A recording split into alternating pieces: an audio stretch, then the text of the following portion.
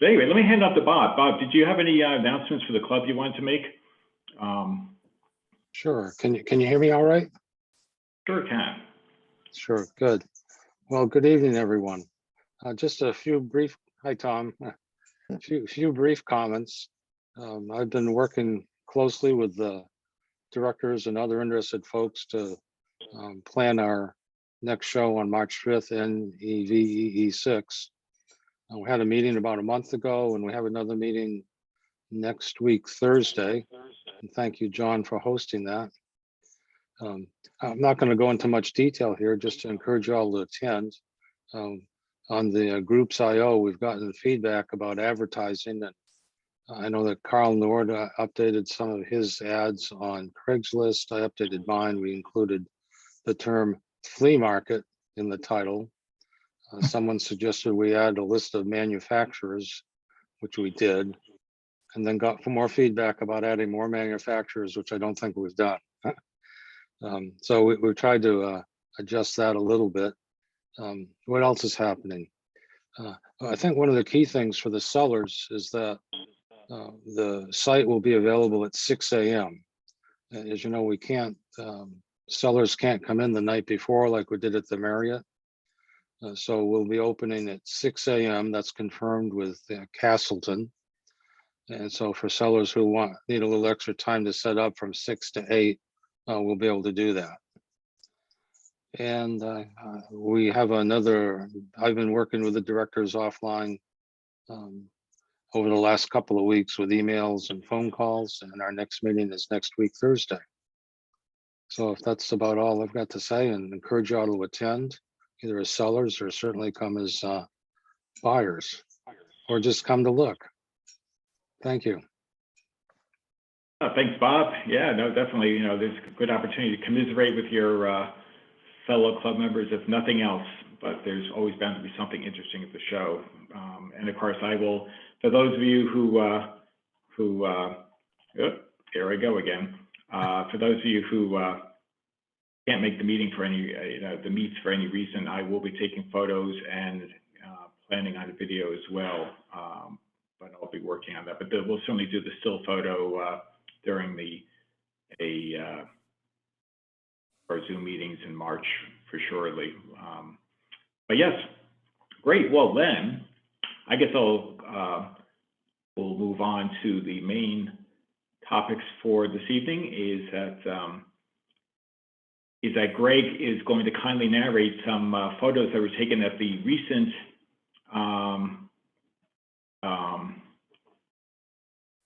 Wisconsin Antique Video Club back at January 22nd, I think was right. 22nd. And so there are some photos on the club website, and so maybe Greg I can share my screen and I will walk through the photos maybe, and Greg can also maybe show us what he may have come back with. So anyway, let me share my screen. And here, I just got to get to the. There we go. Just make sure it's on the right screen here.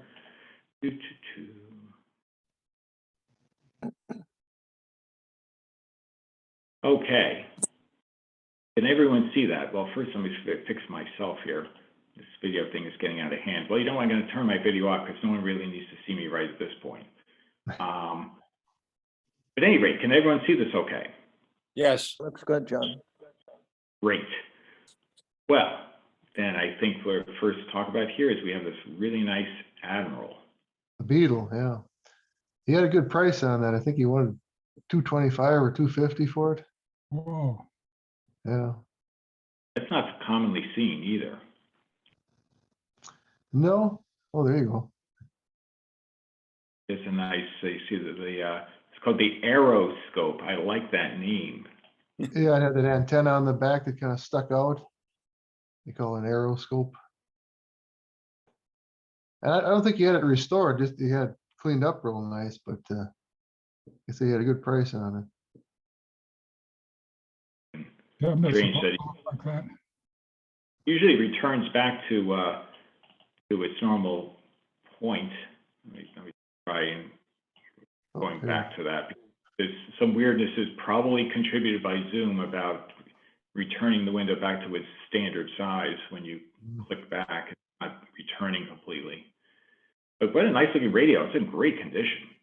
Yeah, there were no cracks or anything, but That's a Catalan radio, is that right? it's not really Catalan.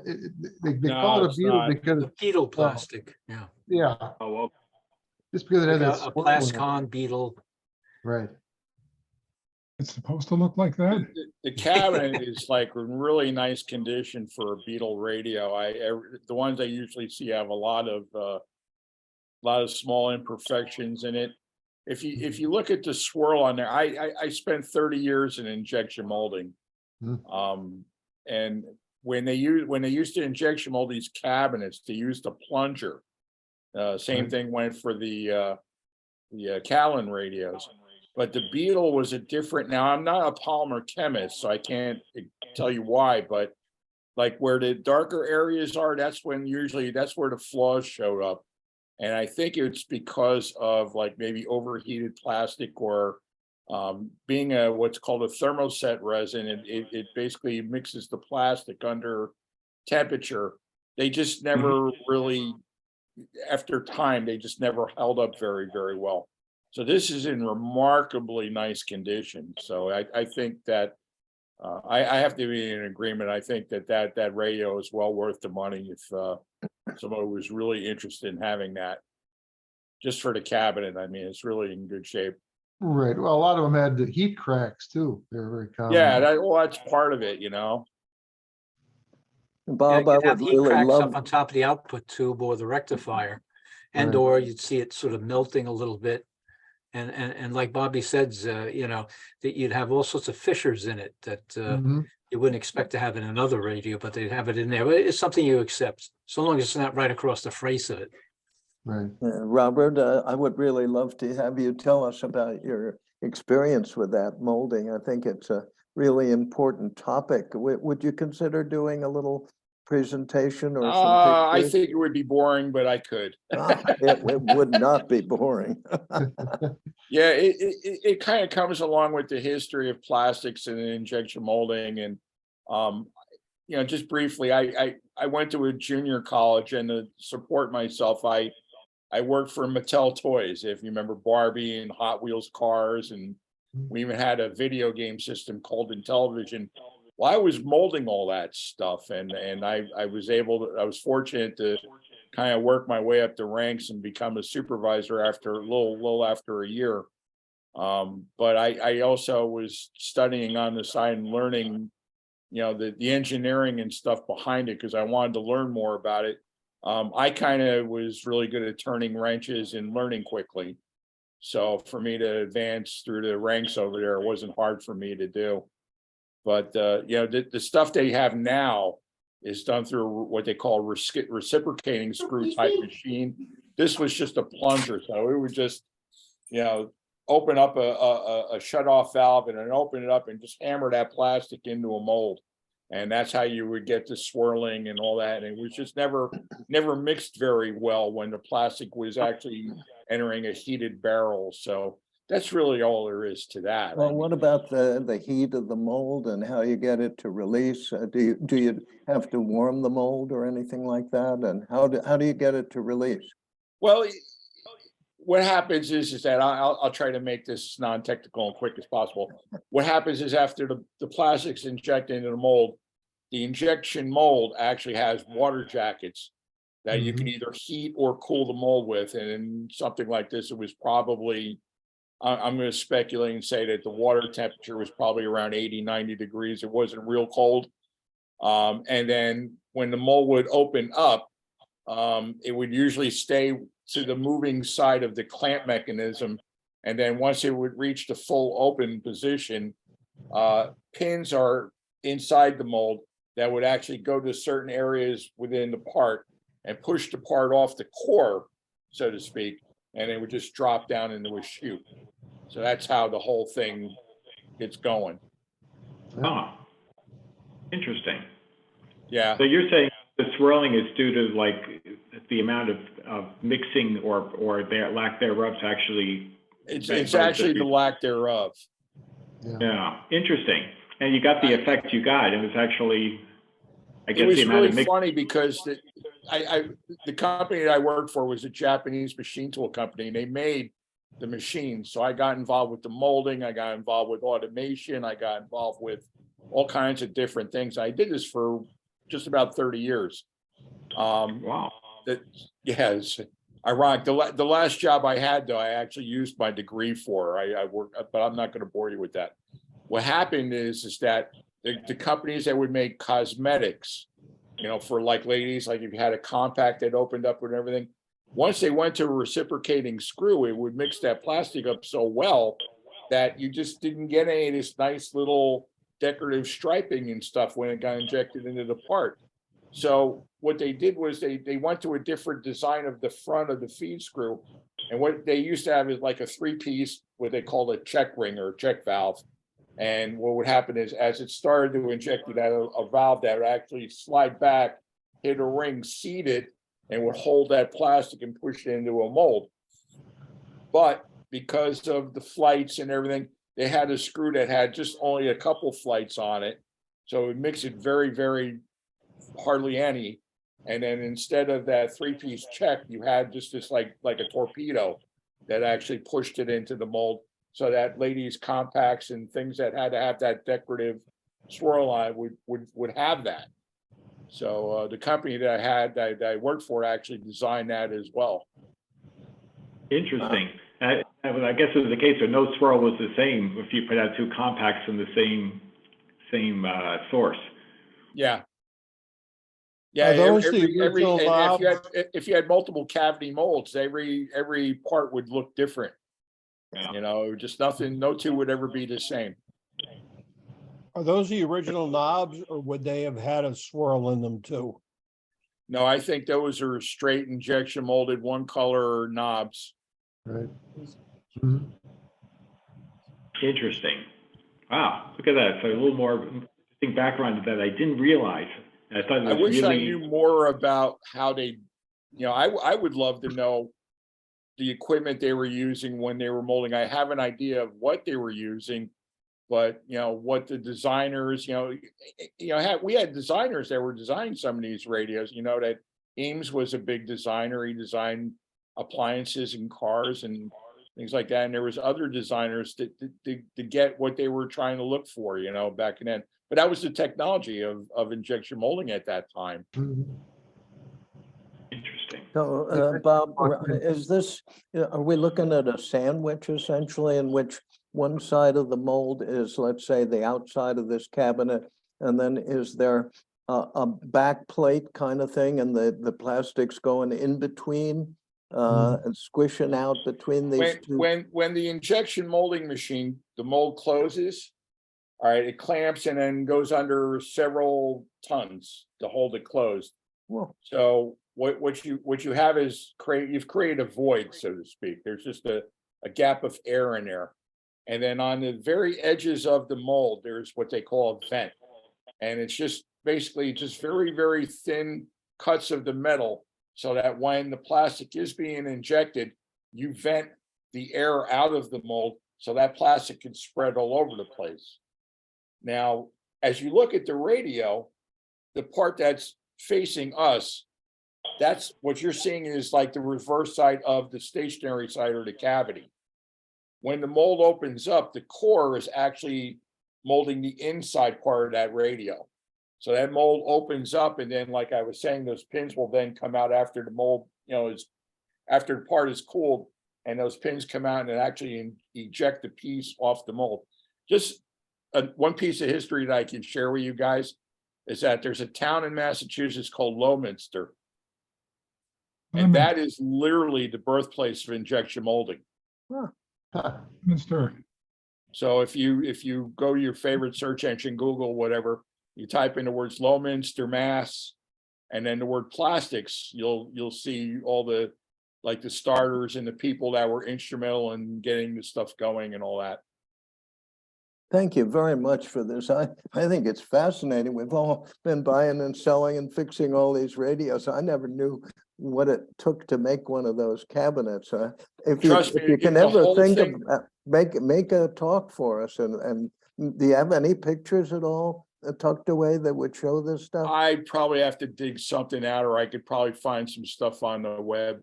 Again, I just did this. I mean, I have a 2-year degree in electronics, but it was just ironic that when I graduated, at the school was finding me some jobs, all right, entry-level technician work.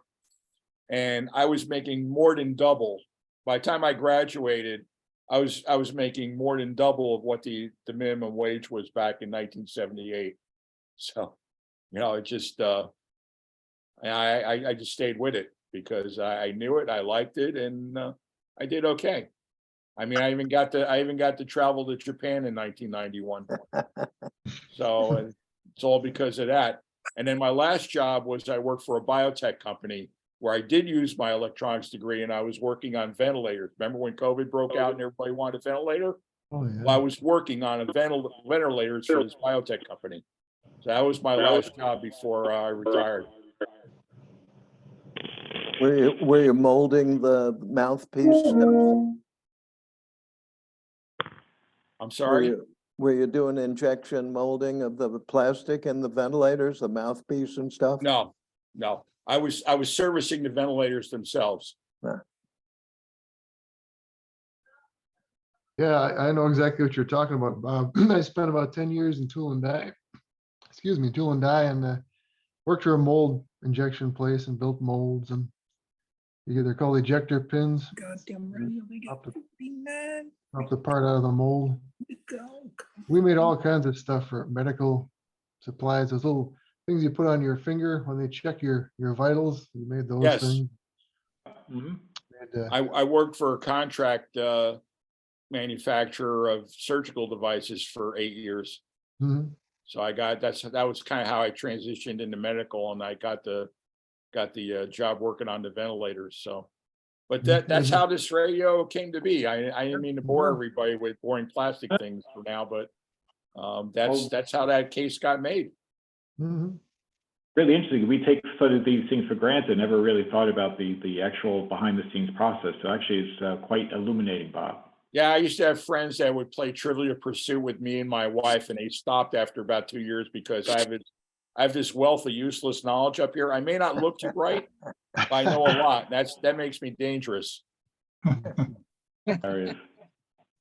But That's it. it's Well, really a very basic part of what we all do, and it's fascinating to hear about it. Sure. I know, it's great. All right. Well, tell us, what about Catalan? Is that injection molded like the other Same stuff? way, Wow. the same way. It's just a little bit different type of resin. Mhm. Interesting. Let's see, Bob probably knows what the model number is on that Zenith. That's a pretty common one. Oh, I 6 forget. I forget if that's a 7 or an 8 tuber. I think that's a 7. I might be wrong on that, Greg. I don't Yeah. remember. It's a nice radio. It's either a 6 Yeah. or 7 tube, I'm thinking, yeah. It looks like the original wood knobs are correct. They're not the repop plastic ones. Right. Wonder Yeah, what the number was on that.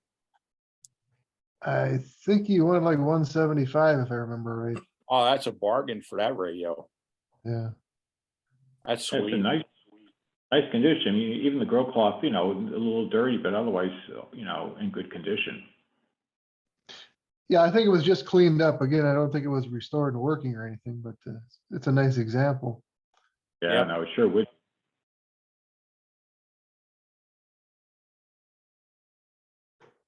There you go. Was that an ICO?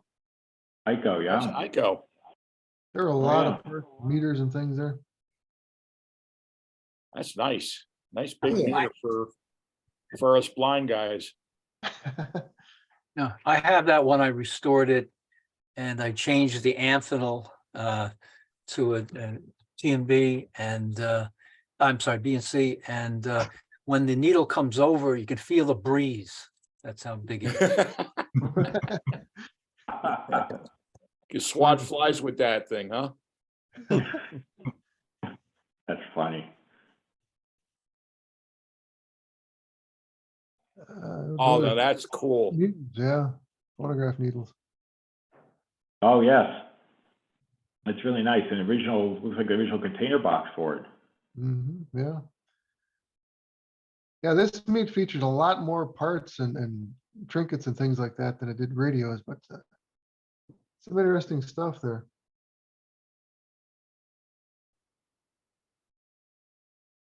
Oh, wow. Don't Nice see those nine very often. monoblock. You can even see the Good price size. on there, $85. 85 Looks is like a not. Williamson style lamp too, like the Heath kit. Yeah.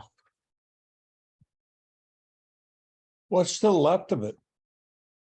The fry.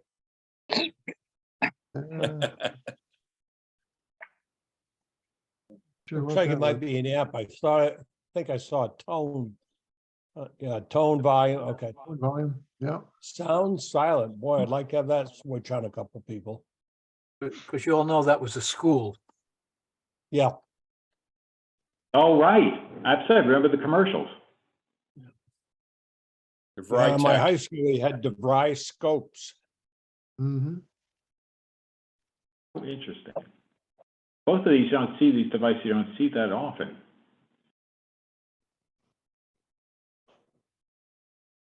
Oh, a Heath kit.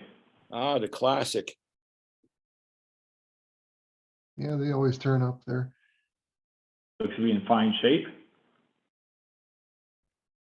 I think there's another one next to it, yeah. Yeah, I'd say so. I bet that's a cap tester with the eye tube. Oh, yeah, there it is, yeah.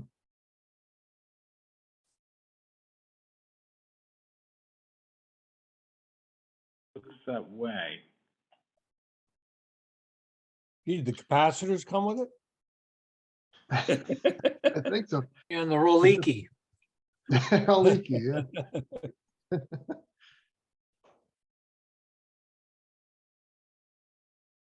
Oh, that's nice. I think it's a 56, 56X or something like that. And that's a post-war Crosley. That's a nice little radio.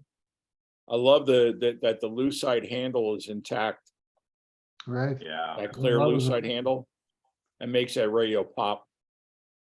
It's original Yeah. paint too. It's nice. That's just in quite nice shape. The finish is in really good shape. Yeah, just a few small chips on it. It's not bad. Now it looks No. good. I leave it be. Yeah, not for being 75 years old. Like they say with cars, it's only original once. Exactly. Uh-oh. This is nice. That's They a call it beauty. That's a Sonora. Topper. Sonora topper, yeah. Wow. 125 bucks. That one sold pretty quick. I bet it did. You know, it's not commonly seen and actually a very attractive radio. And those push buttons were clear plastic and they survived from 1939, surprisingly. Looks like a Yeah. I have that one without push buttons, Oh, Oh, they okay. made one. waiting to be restored. There's actually, I had one at one time, there's actually a tiny little cutout underneath that disc on top for a light bulb. So that whole top lights up like almost like a stoplight on the back of a car. Yeah. So this must be the dial pointer right here. Yes, yeah. And the bulb is right behind that. That's gotta be sweet looking. This is lit? It's backlit, yeah, there's a tiny little, well, maybe about a half-inch diameter hole underneath that, right in front of where that arrow is. Oh, I And thought it was a scratch. You're saying that's a hole. Ah, I get it. underneath the red disc is the hole where the bulb shines through. And it Oh, just okay. illuminates that top plastic dial. I see. So as you, I love as you tune it, it's just a little area lights up. I see. Neat. I like it. I forget who designed that cabinet. It was a famous designer. And that's why they bring some pretty good money because of it. It was. Isn't like and an Eames. Lowy? Lowy? Listen, like Lowy, is it? Raymond Loewy, yeah, that's a possibility, or I think so, yeah. Charles Eames. One of those, I think it was Lowy. That sounds familiar. The time would be right. He did a lot of fine designs, and as well as industrial engineering, industrial designs in general. Mhm. I Like think Lowy Gene- did a lot of helicopters. Yes. Yeah, he did. SX-42, the S40A. Anyone looking like that, having that front panel, he did, Raymond Loewy, yeah. And Yep. like Zenith, Sonora was a Chicago manufacturer. Yes, yeah. It's funny, I have one of his later, probably before he retired from the late 60s, a Nordmenda radio from the late 60s where he did all these colorful panels and so forth. And that was, I think, some of his last work. This was released by Nordmenda probably, yeah, I would say around 68 or 1968 or so. Loewy was probably very there in age at that point. He also designed Pyrex dishes for the oven, the white Pyrex that we all knew as kids. Sure. Oh, sure. And, We, and if you have the original ones from the 50s, they're worth big bucks, if you can believe it. They would. And if There's you a- like the 50 Baker, he did a great job on that. Yeah. Yeah. Here we go. Those are some parts chassis. Those followed me home. The guy, they wanted $10 a piece for them. That Crosley was I think a model 726. It was from a console. And it had a power transformer. I was missing all the tubes, but I liked the glass on it. And I thought, well, I'll take a chance on it. And when I got home underneath, it was just charred black. There must have been a fire under it because all the coils were charred and the band switch was toast. So it became a parts set. And I parted it out. I saved the IF cans. Had a power transformer on it. I thought, well, if anything, I could get a power transfer out of it. Well, of course, that thing was toast too. But I did make something out of the face.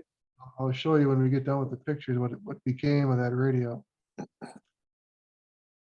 Great. Looking Because the forward to face it. is about 8-inch diameter. I would say that center portion, it's a huge piece of glass. This is super sensitive. Yeah, like so the- I it's like- amazing that The graphics on this is actually nicely done. You know, leave it to Pal Crosley when he designs the radio dial. The only AM station on the whole thing is WLW, right yeah, at turn on the 700. corner. I've Yeah. got two Crosley radios, and they both have WLW right at 700 on the marker there.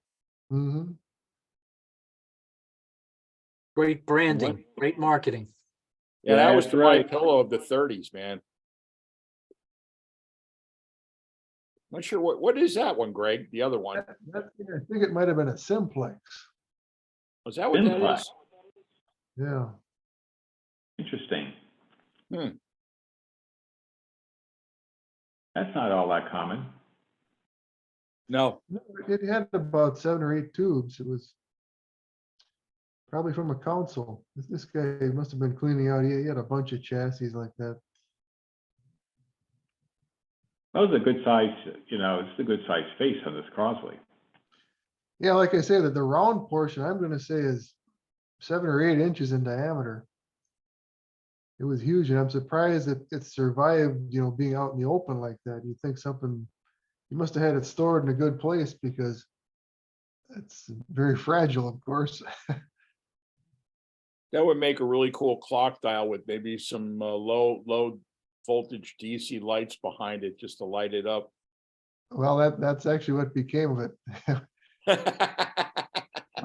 I'll show you what happened to when we get done with the picture, so he doesn't have to go back and forth with the sharing the screen.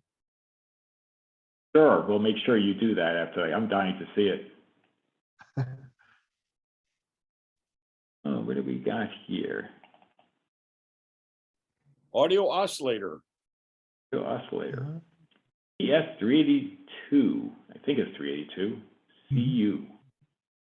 PS, yeah, 3.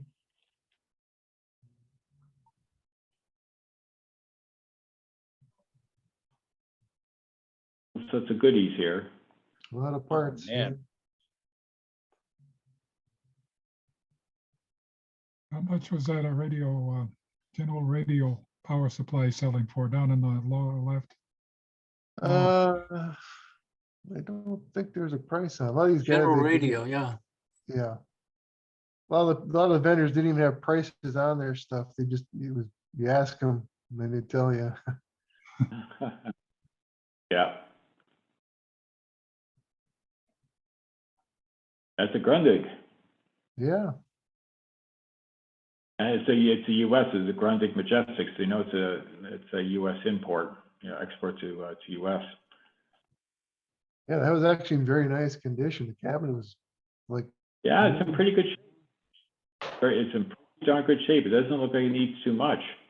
And that's probably, that could be stereo capable auxiliary wise. I forget this particular model, but it might just be. This hinge, if I remember, the chassis pulls out from the drawer.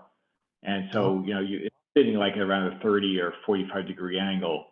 And there's the receiver for you to, to do whatever. And I think, but I can't remember whether this has at least the main speaker and I think 2 tweeters. So it could be simply just mono, but it might have auxiliary connection on the back to support, a bookshelf speaker. It's just not whether that's stereo. It could be. This is probably pushing late 50s, around 60s, so it could very well be, because this one they started emerging was about 58, 59 when the stereo capable units started coming out. right. Be a nice little, the only thing it looks like it's missing is its legs, because this would actually be, now it could be that they just put them in this probably, you see this door here is probably where the phonograph is, and they could have just stuck the legs in there. Yeah, But you can see it's not, that guy's legs is roughly a scale. This thing only sits up probably, I don't know, 2 feet, between 2 feet and 30 inches. So the legs are probably add another 6 or 8 inches to it. So it's a pretty low rider, yeah. The president of the Wisconsin Antique Radio Club took all these pictures, and he didn't get a picture with the door open, which is too bad because we would be able to see the face on it. Yeah, and we'd see a little bit more, but yeah, no, it's hopefully you found a good home. Yeah. Bunch of service bulletins and writer's manual, Philco service. A lot of people, I think, are trying to get rid of those because so much of it is available online now. If you go to that, I think it's World History. They've got all the writers and the. Oh, Bikeman's. yeah. Somebody I think put that link on the on our club groups.io some years ago. It's a handy thing because those books are quite heavy and take up an awful lot of room. Yeah, that's a problem. But those Philco service manuals, the Zenith, they're very valuable in what they contain. Yes, right. And the writers, unfortunately, they're, like you said, it's almost worthless now. Mhm. We have them, we can't give them away when we come across sets of them. It's just sad but true. Interesting. Yeah, a lot of the Philco service bulletins you can find on philcoradio.com. Pretty much most of those are available there, but unfortunately, I don't think there's a Zenith site that has those. So yeah, you're right. That Zenith book would be worth having. But we in the Jersey Club, we like the smell of moldy paper. You'd have been in heaven with these things then. Actually, there's something you said for it. I do like the smell of it. Just like the smell of like old interiors of cars. They have a unique smell because of the Oh, yeah. materials. Old leather seats. Yes. Look at that. There's a fairly old fan. Yeah. The Roto Beam? No, Roto Beam. Roto Beam. Oh, yeah. Not too familiar with fans, but I don't, they're very That's unique. collectible. That looks. I guess probably- during the winter, they removed the fan and put the bingo balls in there. And then, every Wednesday night, the old ladies get together and have bingo. There you go. And the That's what it blade, looks like to the me. blade stirs them up. Oh, is that what that? Oh, okay. Yeah. Thanks, Rich. Well ahead of me. That's That was that's what actually they for do. the raffle tickets. They put the raffle tickets in there too. and mix them up. Exactly. It's It's for the very unique. Powerball. It's very unique to have a 5 blade fan too. Yeah. Hmm. Probably looks to be like, I'm gonna guess, late 40s, early 50s. It's just a guess. I would probably say 50s on that.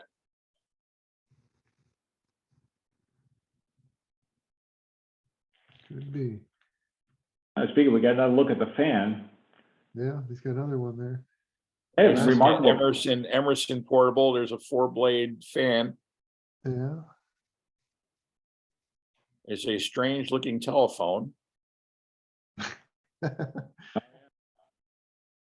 the 4-blade fan is interesting. This old GE. Now that looks certainly pre-World War II.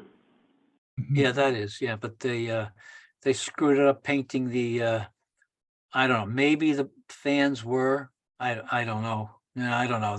They painted everything gold. I don't know if it's a brass blade fan. It's so painted. Yeah, the nose, you can I see can here. see the one fan blade. They look like they ran out of gold paint in the center. It's more silver. Yeah, I have a Yeah, couple this- of GEs like that, and they're all steel. Yeah, Earl Scheib will paint any fan for $9.95. Say that, Bob. It's an Earl Scheib job.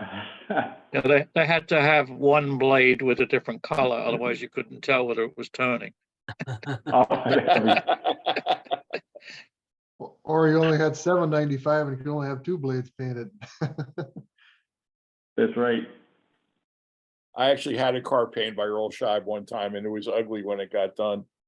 They he painted painted over everything. everything, chrome, the bumper. I Oh, just spray nice. paint off the one of the windows had paint on it. Mhm. Oh, my. And it was all for like $12. I think I paid like $150 for the paint job. Oh, boy. That was a long time ago. Oh, here we go. Some transistors. There we go. Some nice Zenith. There's an What do we got? early 7 transistor Zenith there. That's kind of unusual there. That black one in the back. You don't Yeah, see a nice. lot of those. There we go. This one right here. Yes. 304. Did I get Royal that right? 300. I couldn't remember the number. It looked like, I couldn't tell what that last number was. I think it is a 0. Yeah. That looks like the leather case. But if you look to the right, it's got the original leather case, which you don't see too often. That's a nice shape too. Yeah. And I think now you got the 2 Royal 500s there. Now the left one has the line going through the knobs. You see that where the way it was molded? Sure. That's a hint to tell you that might be the early hand-wired version.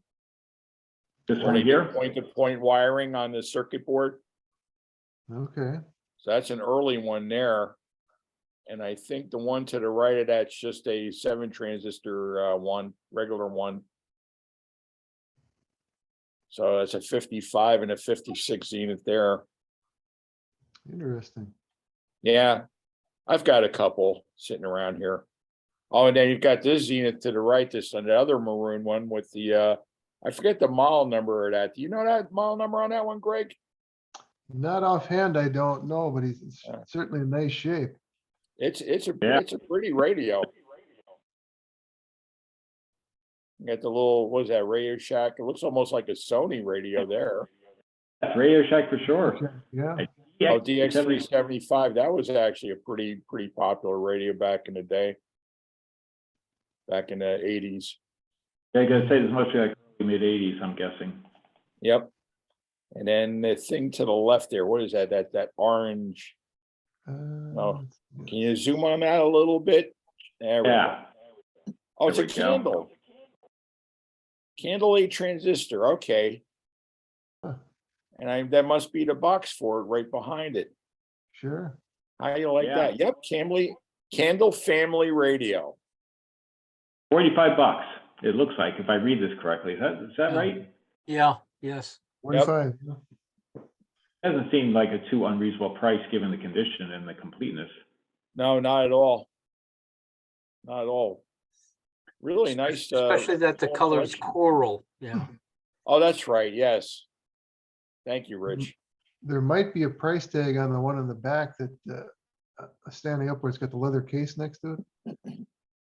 Oh, the right. Royal 300, but yeah, I it's don't just a think- I don't bad think you can read angle. it, though. Yeah, no, you can't read it.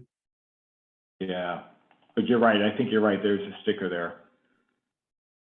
Good stuff. Good stuff. I've never seen I've seen a Candle Family Radio until now. I've seen it before. Not family radio. I just see candle radios. Where are they made? Japan. That was probably early 60s. Probably 60, 61. That would be my guess. Yeah, we usually run into them, the candle, and it's multi-band and large, AC/DC. And like Bob says, made in Japan. Oh, okay, huh. Interesting. Oh, here's a close-up, and There it's you go. confirmed. Yeah, it's not half bad looking. What year is that about? I was guessing, 60, 61. It might be earlier, but I think that's an early one. Okay.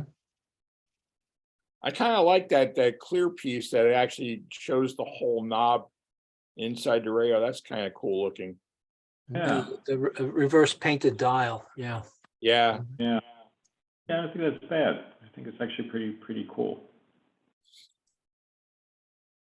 Hey, the box is in good shape. I mean, it's got minor little damage. I but think to have it's it- well worth that number, John, really. Sure. Yeah, It's a Display. good deal. I yeah, like, I'm with you there. I like the nomenclature. It's transistorized. Yeah, With 8 of them too. Ooh. there is the number, yeah. Yeah. It's funny, as you get your translation, it's always funny, the translation to English, how it turns out that way. Oh, look at all these goodies. There's Look some at that. more. Wow, this guy has some, this guy, we're looking more to the right. Look at that sound sounds radio, sound 6, is that what it says? 6 transistor Yes, radio. transistor. Yeah, there's a price on With that. amazing range. They must have taken pictures It does before say and that on after. there. Because the other picture didn't have all of this in it, so he must have sold a lot of stuff. Good for him. No, I like it, look at this, it's on a Moving nice pretty tire. fast. This is pretty nifty. Who would have thought you'd have a tire as a radio, but they may just about anything. Actually, all sorts of good stuff. I was going over here, look at all this Look at the stuff. bumper car. Yeah. Oh, look at, I got a Tasmanian Devil radio, Yeah, he had a lot of novelty stuff there. a lot of novelty stuff going on here.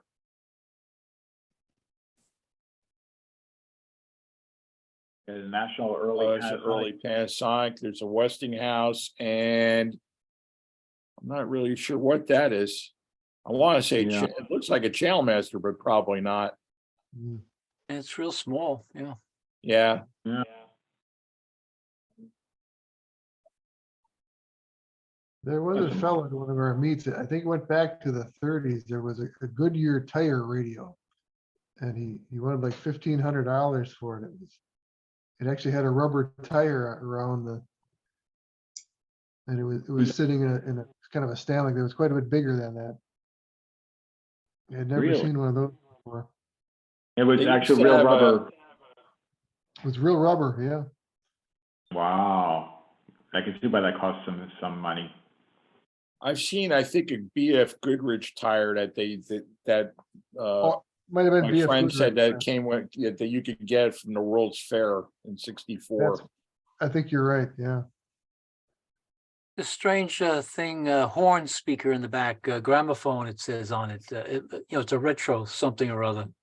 You see it like in a rectangular wood box, make-believe Oh, way box. back there, yeah. Oh, right here, back here. Yeah, Right the back. behind, yeah, behind the transistors. Next to your old Yeah. Shibe fan. Yeah. Yeah, exactly. There it is. We still I have don't- that tire in Detroit, that World's Fair tire. I think your cell phone goes in that slot. And then it plays through the speaker. I think you're right. Yep. Okay. Little speaker, little amplification for your cell phone.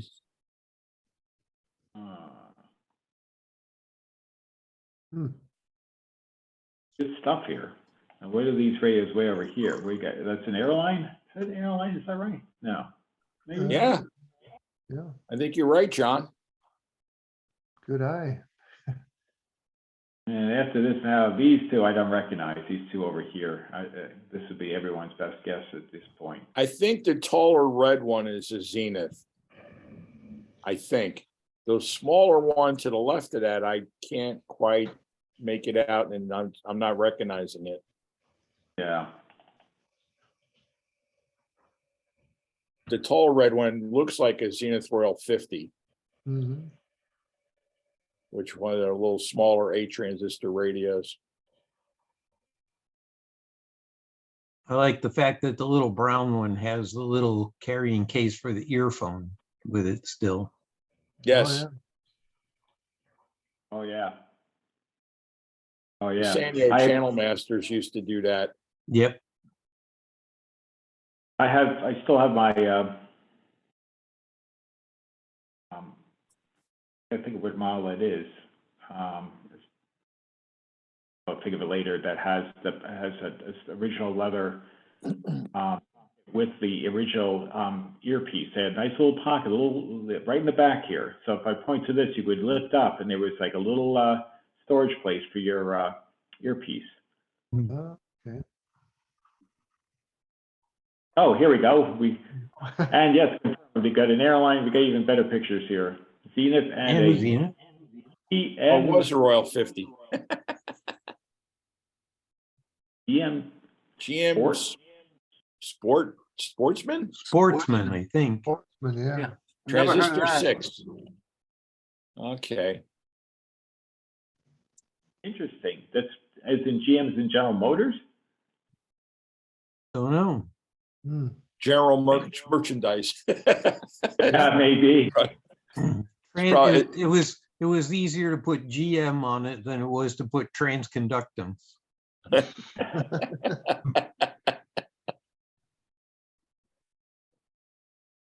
Little double E humor there, right? Hmm. Yeah. Never saw a red Zenith like that. Wow. Royal They 50. have a lot of it says. original boxes too. That Emerson box back there.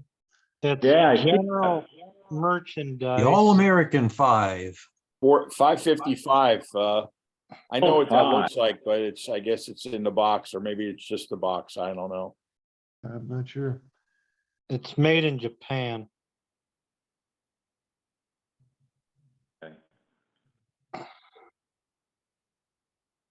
Airline's in pretty decent shape. It got that kind of classic 60s look, just like, the Star Trek communicators started looking like these things. Mhm. Oh, here's a nice GE. Which That's a model number? throwback. That's probably from the 70s with the slider controls on it. Yeah. Sure. Welch, volume, tone. What's the little red button for? Is that a They light up. Light. ah, like I'm gonna maybe. guess Yeah, that's my guess. You know, Airline did that on all their radios from that era, like late 60s, early 70s, had the little, actually into the mid 70s, had a little separate little red button for the dial light. That's what I have on my little Airline. We're The talking AM about the band candle is- radio. The candle, you would see candle radios looking like this also. Really? The AM band is TRF, it says. If you go to the left, Oh, yeah, it does. Huh, Wow. Ah, interesting. Good catch there, You know, Carl. I had a Tandy radio out of that era, and it made a big deal out of it being a TRF. So I wonder if that kind of had a little resurgence for a little bit. Yeah, I have that same radio you're speaking of, yeah. But I think it's the circuitry that's TRF. It's obviously it's not a real TRF. Oh, it's Right. not? No, no. Well, what do you mean by the circuitry is TRF? It's not a real TRF.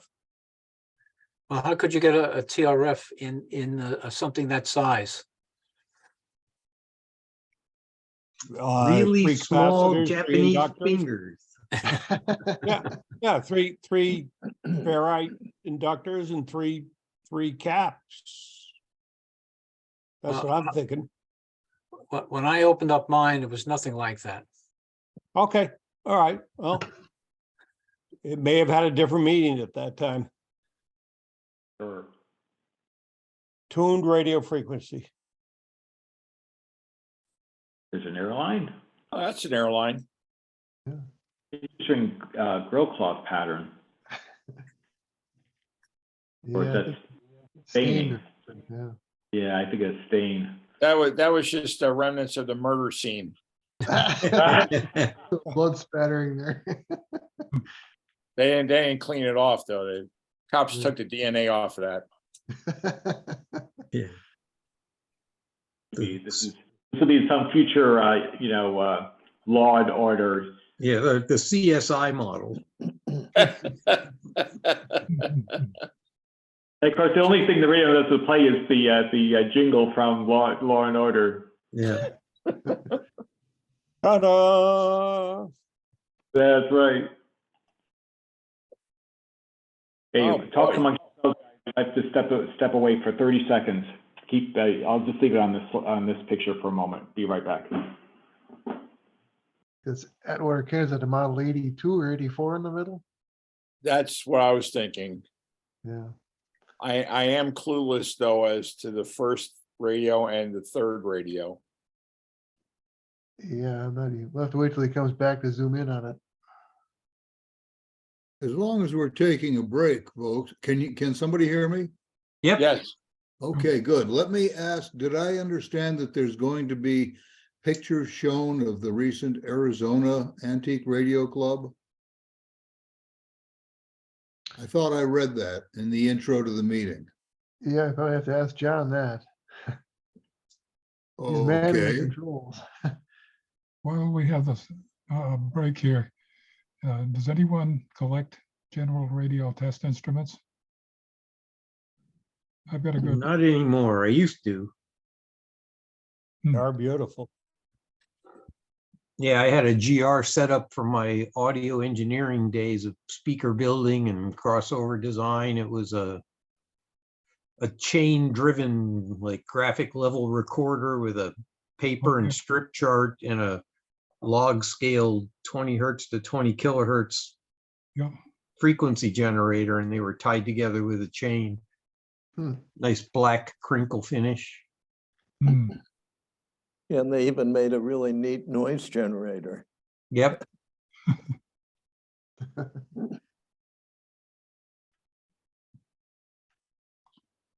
Well, maybe while we wait, could I ask a technical question of the group while we're waiting for John to come back? Sure. Go fire for away. it. Why Okay, not? because about, I don't know, I say 5 years ago, which means it was probably 7 or 8 years ago, I repaired, not restored, a radio for a buddy of mine. It was an RCA model 7T, not 7070, but 7T. There was a console version as well as a tabletop version. Okay. Anyway, make a long story short, it started to smell bad on him the other day, so I'm trying to anticipate what might be wrong with it. I recapped things, I replaced the electrolytics, I measured all the resistors. What I'm thinking is he's smelling a resistor, and it has one of those voltage divider type resistors in it, you know, like the big long metal strip with a couple of The tabs on it. Candome resistor. Yeah. And it's a 3-piece one. So one of them is one segment is 216 ohms, another segment's 27, and another segment is 22. But I have no idea, and I did find the schematic online. I have no idea what the wattage ought to be if I want to replace that with some, you know, discrete high temperature, you know, sand or wire wound or whatever, but I don't know what to do for wattage. You want to go at least 5 or 10 watt. Okay, so maybe just go with 10 watts and just that ought to do it. That's what I usually do on Candomes. It also has 2 other resistors in the schematic. It's a 2-segment wire wound resistor, and one of the segments is 22K and the other one is 10K. But it specifically says in the parts list that those are wire wounds. The same kind of thing, just go with. Yeah, I would say, I mean, wattage wise, you can't go wrong if it's too high. I mean, it's overkill, but it's better to be more than less. Right. Right. I've seen those big metal strip voltage The other thing dividers fail in television sets and other things, other radios and amplifiers, and doesn't mean some other component failed to take it out. Those resistor things seem to be able to crap out all by themselves. One thing you also, I'm sorry, Greg, go ahead. Oh, I was just gonna say, if it's starting to smell, a worst case scenario could be your power transformer. Right. That's why I was just gonna get here, because I've actually changed transformers on not one but 2 5T RCAs from that era. Now I tried to do a little investigative research on that, and apparently the early runs of transformers there. Now I don't know if that carried over into the. I mean, they made the 5T, 6T, 7T, 8T. All the way up to, I think, a 10, and then they even had a 11T, but I think they called it a K, but it was all around 35, 36, or late 35, early 36 when they started doing that. So you may want to take a look at that. The later runs, like I have a 5T right now in my basement that I have to do for somebody. But I tried to explain to the owner that he's got a good transformer, that the early ones were kind of short and squat looking. The later ones were taller. So if this transformer is only like maybe 1.5 inches high, you may want to check that out. The taller ones seem to be better quality. Okay, I wasn't, you know, the only thing I'm fairly confident, because of the recapping, especially of the electrolytics, that I don't think it's one of the electrolytics that, you know, out to be able to take out the transformer too, but I'm kind of hoping I think in all likelihood that you're right on the money by checking the Candome resistors. Yeah. And I kind of in agreement with Greg. I mean, you could crunch some like Ohm's law and figure out what the drops are going to be wattage wise, but you know, you could put bigger ones in there, like Greg's saying, it's overkill. There's plenty of room. You know, I'm not worried about room or anything like that. There's plenty of real estate under that chassis that you can do that. Yeah. So, well, I'm just saying, just be leery about the transformer, or you could always pull out the rectifier and, you know, check the B+ and see where that's at. Right. Okay, great, thanks. Well, if you physically touch the transformer and it's scalding hot, that's a good sign too that you. Yeah, it's not a good time to throw a steak on the barbecue. It means that you got a bad transformer. Right. Yeah, he's, you know, my buddy who has the radio now. I also, when I repaired it, I also added a jack in the back so that he could hook up his phone or his PC to listen to. He likes to surf the internet for old music, so he likes to play 30s and 40s music through it. You'd And be he's surprised how many people want to Bluetooth these radios. And yeah, well, he didn't care so much about the Bluetooth. He was all right with a, you know, it was kind of like a just like an RCA input or just well, input. more of an earphone jack in reverse. When he plugs in, Oh, okay. when he Yeah. plugs in his, you know, his jack from his phone, then the phone plays through it. And when he unplugs it, it automatically goes back to being the AM radio. It's like that There you go. 3.5 millimeter. Yes, exactly. Yep. So, Yeah, that's exactly.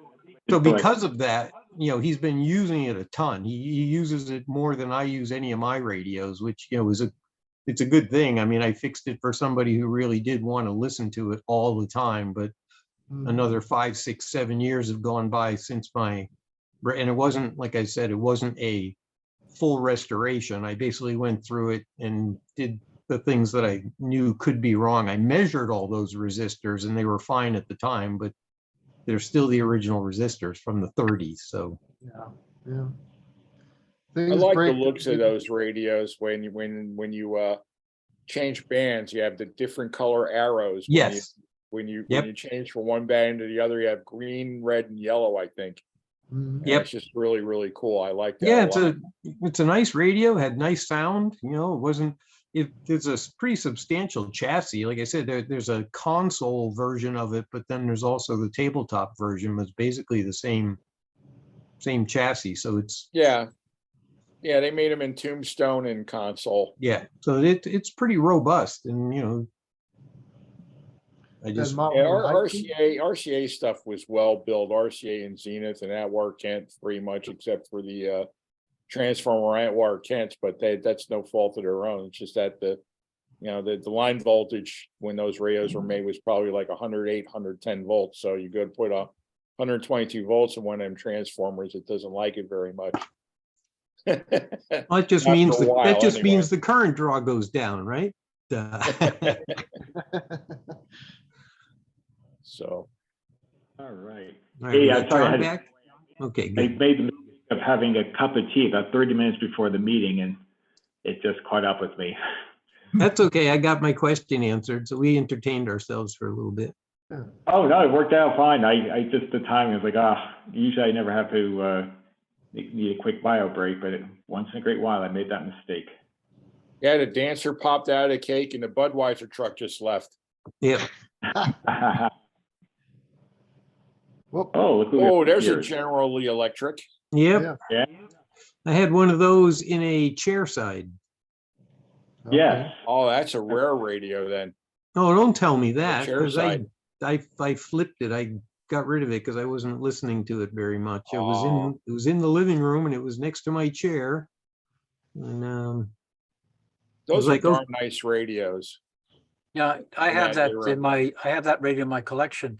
Actually, I have two of them. It's kind of interesting because one of them is AC/DC and the other one was transformed. And and it looks the same. It absolutely looks the same. It's a little different denotation on the lettering, what it is. And I'm always one of them, like that cabinet is pretty nice. The cabinet I have is even nicer. The one that's a transformed is the cabinet's pretty beat up. And I often wonder, should I be changing into the transformer, into the AC/DC cabinet? Does it matter? Would I be changing? I have to change the label. So I'm perplexed in between what I'm going to do with either of them. But you know, most people would say, hey, you know, stick with the transformer, and I'll probably do that. It's the ultimate Art Deco looking though. Yeah, it's a very, $25. That's a fair number for that radio.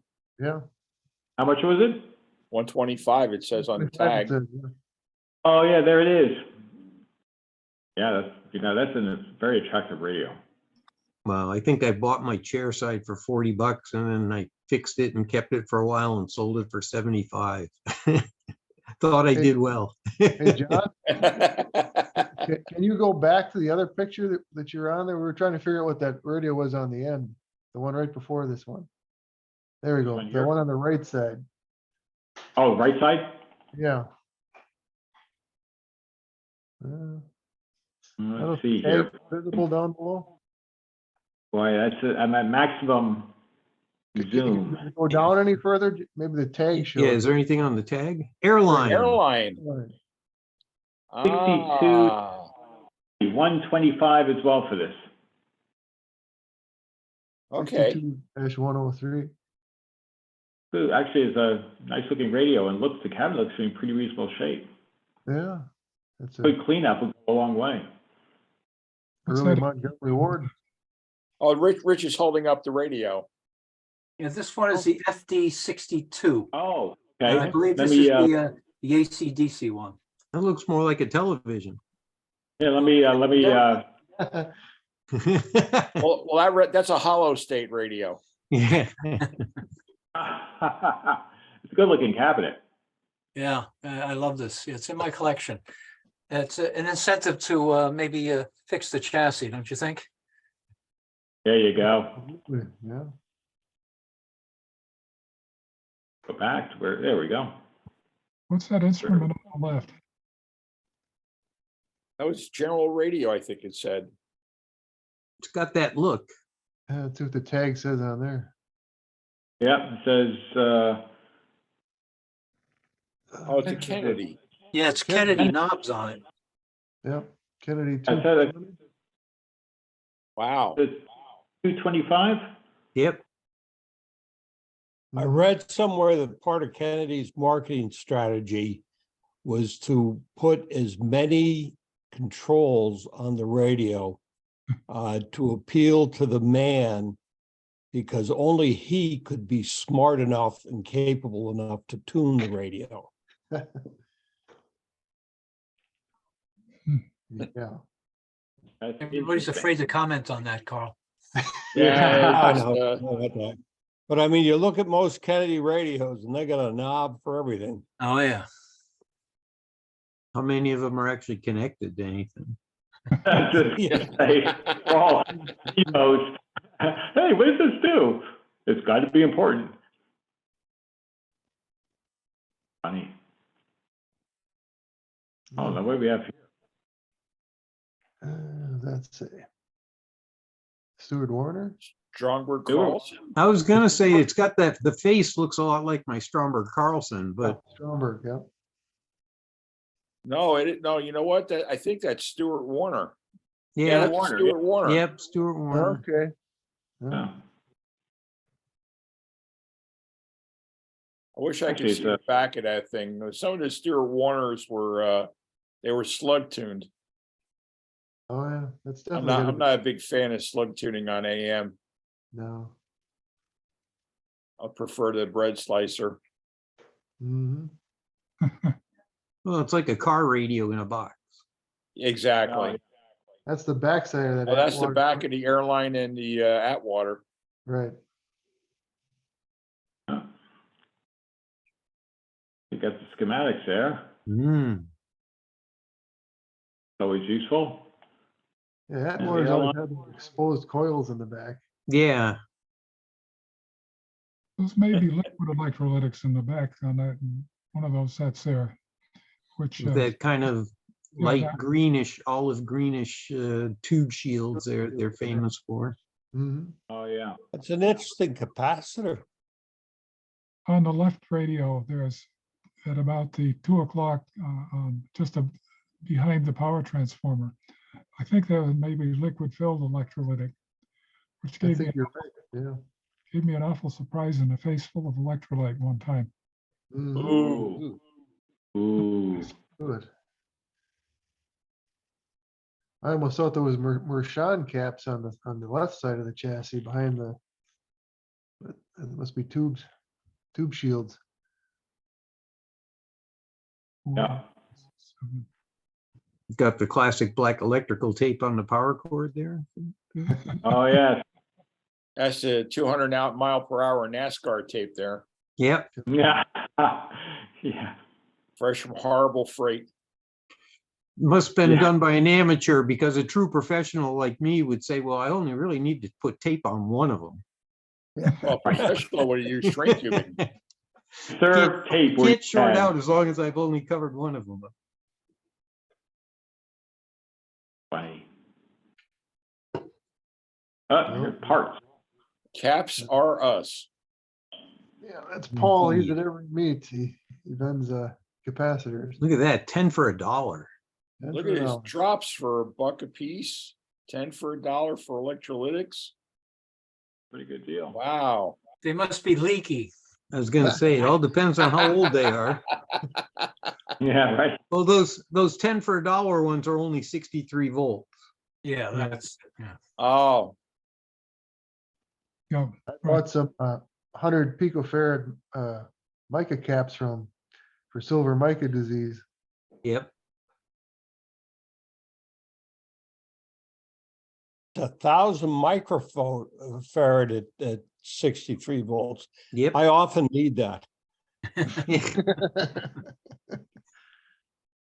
That's for when you're working on solid state stuff. Yeah, Right. it's got 0.22s for $2 That's not bad. They're 630 volt. Yep. no, not at all. 0.05s, 0.047s. It's the classic. 0.1s. Was working on a DX60. Wow. I needed to replace, wow.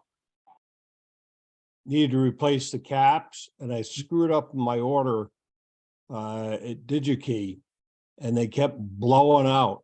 And I'm looking all over, and they were something insane. I had screwed up something insane like 6,300 microfarad at 12 volts. Yeah.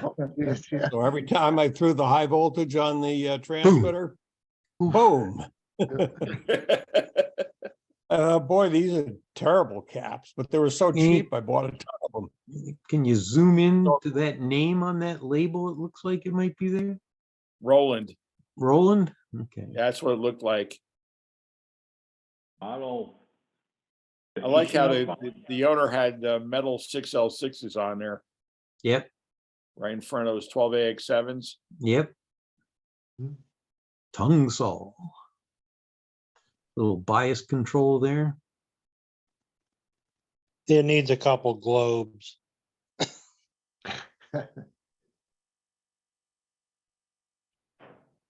Wow, pretty cool. Yeah. Hopefully he's got another one. Oh, here we Trying to go. go. Yeah. Typo. And what we got? Sky Buddy next to that. Let's see what we got here. Repainted. Yeah. Hi, Sky buddy. Buddy it Good is. call. Good call Yeah. by Halleck. Yeah, nice. S19. Yes. Relabeled also. Nice job. With an S meter on top, maybe. Yeah. Homemade, but Yeah. It's better than what came with the radio. yeah. Nice little piece of chrome with the red stripe in the middle.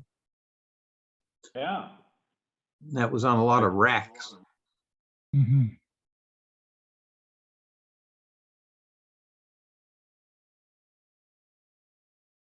Here we go. There's more that we. Wow. Wait, That's the same guy, isn't it? Same guy. Yeah. Yeah, he was unloading when he took the first picture. He's got the other Mm. stuff in front now. Yeah, 3-dialer. yeah. I can't make that out. I can't either. And then maximum here, It's a mystery. but we need Mark Vest for that. An early telephone over there, or is that a Yeah, really. this? That one was at the last meet. I think you looked at that. It had the dial that was kind of wore off. Looks familiar. Yeah, that one. The other one was too. That Corona. It's a Corona Interesting. brand. That's a dial. Yeah. I don't think that phone's too old. Look at the dial. Yeah, you're right. It's a Franken phone. At least it's still a dial, right? Or those aren't push buttons, right? Yeah, No, right. I've seen those. No. It looks like a dial, but each one's a push button. Right. I see that done, yeah. Yeah, but it is a Frankenphone speaker. Bell and Howell. Look at that Yeah. connector. It's pretty robust. That's Yes. what I was gonna ask Bob, at that auction you had, or Rich, you had that speaker went for $7,000. What was so special about it? It said Western Electric on it. Yep. Is that what it was? Okay, That's all it was. It went for $7,100. wow. Oh, Well, Which you're gonna hook Western it up, if Electric? you're gonna hook it up to your $50,000 Western Electric amplifier, you know, you can't put just any old speaker on. That's right. Was it just a Using raw driver? $3,000 Western Electric cable. Yeah. you gotta use pure AC to run that too. I didn't even pay that much for my Buick. With a separate DC supply, highly filtered just for the filaments. Hmm. The filaments add a warm fuzz to the sound. Yeah. Yeah, somebody put that one together upside down. And now look at this thing. Now, you're supposed to stand on your head when you're actually using it. Exactly. That's the whole idea. Now, that's how it's working. Yeah, because it looks like it's sitting. The handle's up on top. Yeah. Yeah. Well, I think the handle's on the front actually, and it's supposed to Oh, be a okay. slanted, you know, you're supposed to look down at it, not stand it up like that. Mhm. Ah. What the heck is it? I don't know. It almost looked like a tube tester with like the Rolodex thing up near the top, but Oh, there's something to do with testing the a diode yeah. Tester. Yeah. function, range. Pulse width, PNP, NPN. It must be a transistor checker instead of a tube Yeah, tester. exactly. Sure. Yeah. I've never seen one with a roll. No, it's on like it, it's like a hybrid. It's kind of got the tube tester feel to it, but it's for transistors. Who can we see who made it down the very bottom? Yeah. other way. It's Hickok. Hickok. Hickok. How you like that? They're making the transition. Yeah. I wonder if it. We use one of the companies I work for. We use them to do manufacturing of the device. It was really interesting meeting them. It's been it had been a family company for years, and some of the stories of the test equipment. And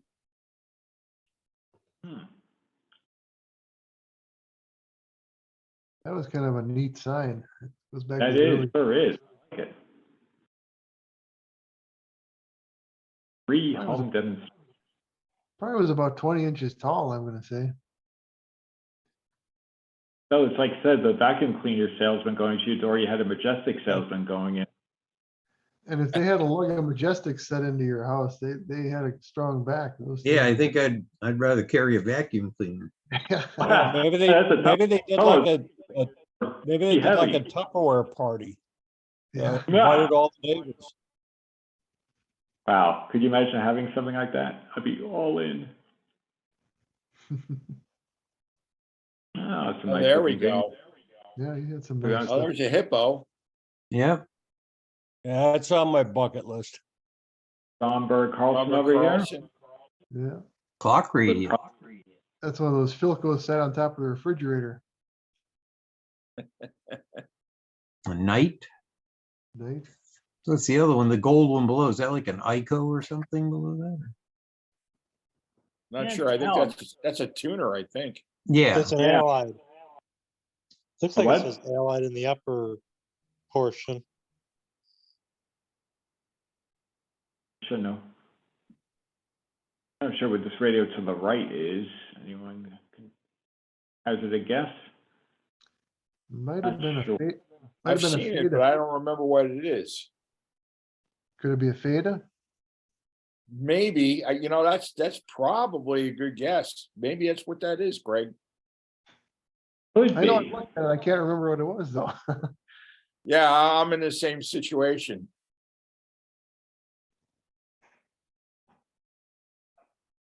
There we go. That's what I was trying to do. Little 4-2 Yeah. Marvin on the left, Yep. metal cabinet. Oh, is that a Majestic? What do we got in the center? I'm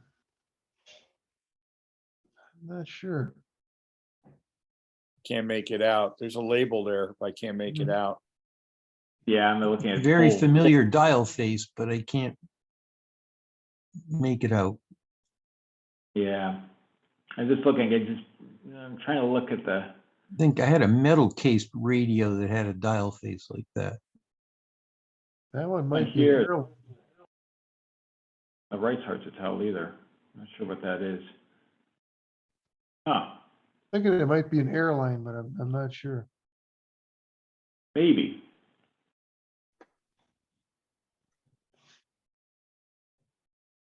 Whoops. That came out weirdly. That really does happen? I guess that picture came out. He wants a hippopotamus. I'm sorry, I couldn't help myself. Oh, a couple of Oh, Crosby. there's a couple Crosleys there. We got an Emerson. Yeah. Yeah. Yeah, that Emerson looks familiar. What do we got in the center here? Whoops. I don't know what's behind the Emerson. That's a Zenith. Hmm. Yep, is a Zenith. I think that's a Crosley on the right. Tombstone. Okay, What do we got below here? This is a another Zenith Zenith here. on the bottom left there. I don't know what on the bottom right. Yeah, Yeah, that's, I don't know, it looks like it could be really interesting if the color was right on the.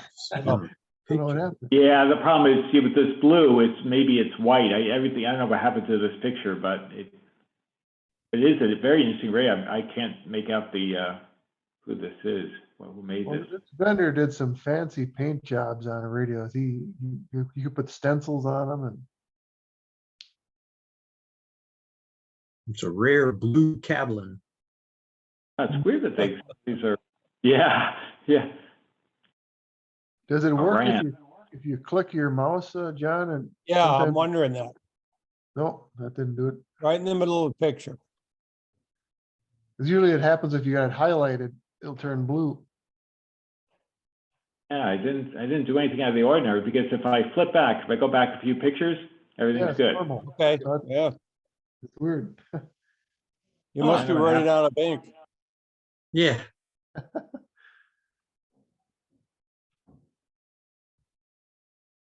I don't know what happened. That's really weird.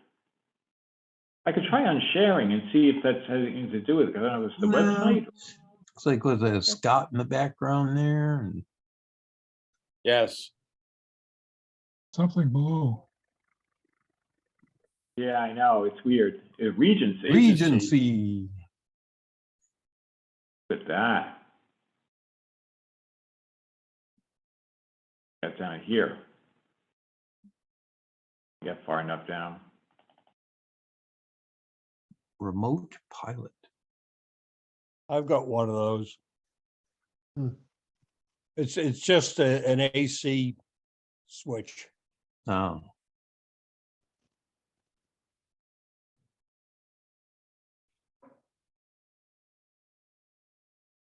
This is Scott.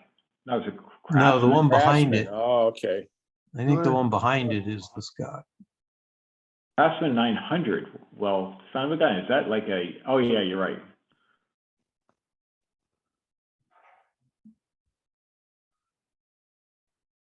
Is there a price on that amp in the lower left? Because Lower left, right. I bought mine on eBay about 30 years ago and I've done Right in nothing the with it. corner. Yeah, what does that say? Boy, it's hard to say. I see the description. It says Yeah, Bell. the price tag is that white one that's got the wrong angle on it, I think. Oh, yeah, Right. you're right. Okay. Yeah, you're right. Yeah. Nice power transformer though. Yeah, That's a beefy Oh. one.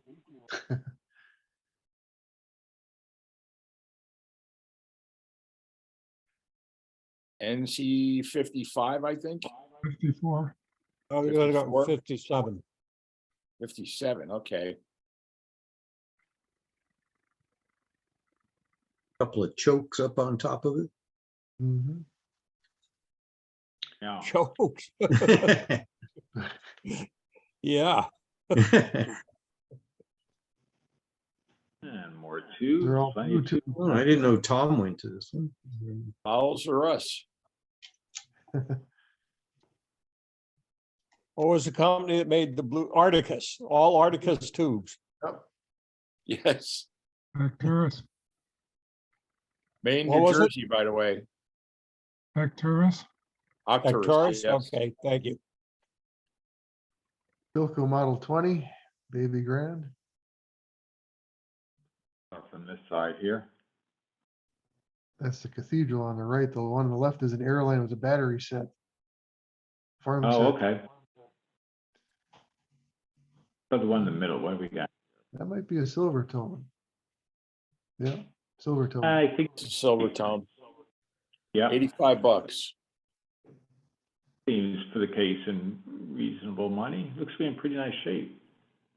I think the third one is might be a Crosley. Very early one. 1931. Yes, it It's says big. Crossley. I can't make out the number though. 1/3, 129 or 127. Boy, I'm really stretching it. Looks like 127, but I could be wrong. Only 250 for that one. It's got the 250 Yeah, I or know. 250. Must be a fairly uncommon radio. mhm.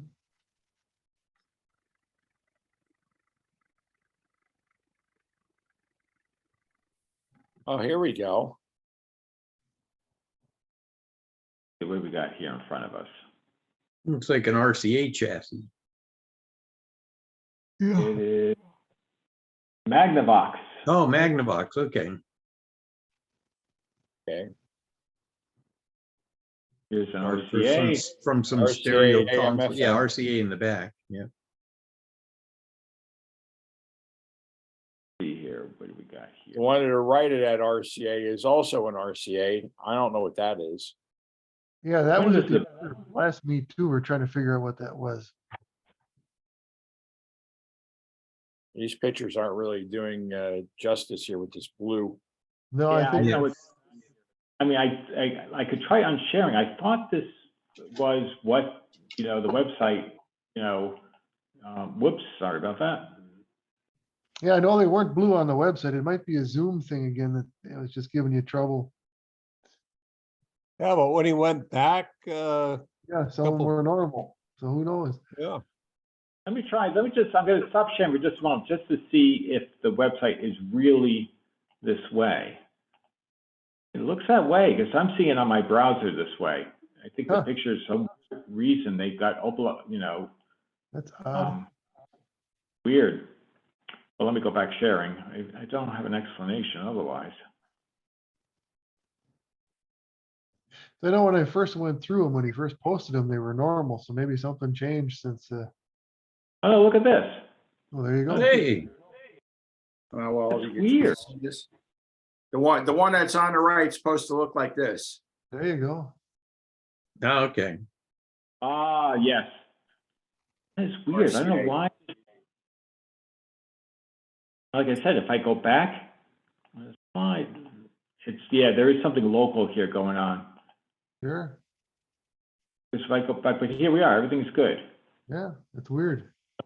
I don't know why this would transition this way. I want my ticket price back. Must have been something with the upload when he uploaded all the pictures at once. This is directly on the website. I'm actually using the Sure. weird. Hmm. Sorry, guys, I don't have an obvious explanation here. So, what's weird is that one was clear for a minute. Now it looks like it's blue again. Yeah, it looked a little washed out, but it wasn't blue. Right. Yeah. So I stopped share for a moment. Let me just reshare. Unless it's a browser, thing, maybe something between Chrome or. Yeah, I use Yeah, see, that's not blue anymore, but it's a little washed out, but that's okay. Yeah, I'm using Firefox, and normally Firefox is pretty dead reliable. Sorry about that, guys. Something weird amiss. Something strange. This looks like a Belmont. This one to the left, but I could be wrong. That's what I was thinking it might be.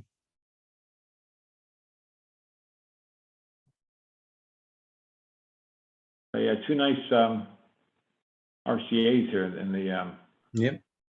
the back. I think both of these, certainly one in the middle, but I think both are AM, FM.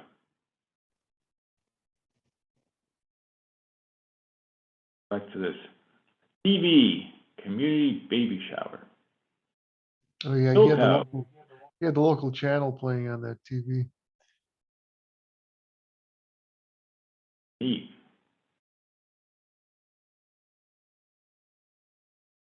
Songs here. Philco maybe. Philco. 19 maybe. Or 89, one of the two. It might be an 89. I don't think it's big enough for 60. No, I think the Model 19 was the same as the 89, just that it had the shadow meter. Oh, okay. And that one I don't think does have the shadow meter. Hey, it's back. Hey, something's, go figure. There's something in the, oh, let's just go back and just, there we go. So much There clearer we on the eye. go. Yeah. I'm just going to quickly just roll back here, just so that you feel like you didn't get robbed by the weird experience, whatever I did to this.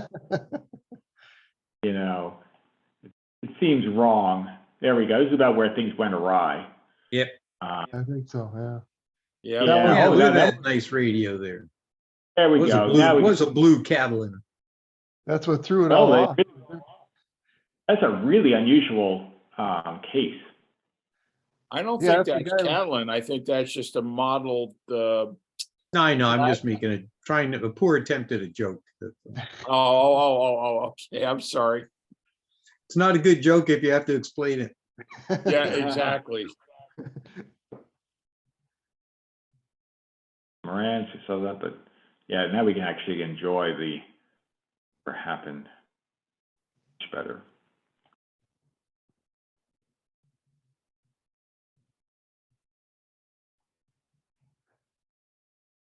There we go. These are much easier to look. Wow, what an Yeah, improvement. it's Much nicer. looks very nice now. Now you can see a silver tone dial, yeah. 85 Pretty sure bucks. you're right, Greg.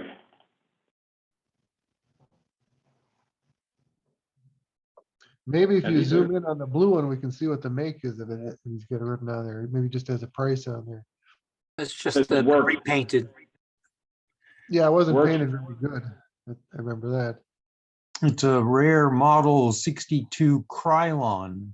Yeah. No. My money is on Belmont, but I could be wrong. Yeah. I didn't know Krylon made radios. There we go. Seemed like everybody did back then. It's And they all were in the molding process. It had a radio phonograph next to the TV too. Oh, is that right? Did I miss that? There's about half of it pictured, yeah. That Yes, looks yes. like RCA 50, model 55U. It's an AM radio and 78 RPM. 78 RPM changer, yep. Mhm. I Got it. restored one of them for some guy. I did I'm too. Combination recently- record player and lathe. Yeah. I'm recently learning how to do old phonographs. The brown felt Flocking. flocking, yep. Oh, those are Shure mics. Okay. Yep. As opposed to the unsure mics. One of our meets, he had an RCA 44 ribbon mic for $4,000. Oof. Wow. I know, I have a pair of ribbon mics that I don't even remember what they are, but I should probably find out and put them on eBay. Yeah, they Yeah. generally go $3,000-$4,000 for those RCAs. That'd be crazy. Yeah. They came with my Revox A77 reel-to-reel recorder. Couple of Atwater Kents. The left one is a stove, model 52. Yeah, space heater, stove. Peter, yeah. Yeah, yeah. Not far from the truth. Well, no. They made that as shielding for all the RF noise that we generate now with LED lights Yeah. and stuff. Lightning arrestor. Lightning It's arrestor. one of the ugliest radios I've ever seen. Oh, speaking of They that, are- somebody talked about, yeah, all the RF and blah, blah, blah. So the new house that I'm living in now, Mhm. it's not a new house. It was built in early 2000s, but because it's in Texas, on the outside of the windows, there's this sort of screen type material that's like prevents the sun from coming in and baking things in the summertime and fading the carpets and whatnot. And Interesting. the house has a metal roof. Ah, And a lot of the rest of the exterior of the house is a combination of brick and something they call, I can't remember, hardy board or something. It's kind of like a composite material that has like, I don't know, concrete mixed in with it or something. Anyhow, surprise, surprise, some of my AM radios don't seem to work as well as they used to in my totally wooden North Reading, Massachusetts house. So I think I'm like living inside of a Faraday cage. Am I gonna have to like run wires outside through, to get It's, signals to my inevitable. radios? You're gonna have to walk around the block carrying your portable AM radio. Yep. Well, I do that. I go for a walk. I have a little headset that I wear when I go for my walks in the morning and the afternoon, and outside reception is fine, and reception in the car is fine, but reception in the house is not so fine. John, just get a dolly and a long extension cord and go for your walk. Yeah.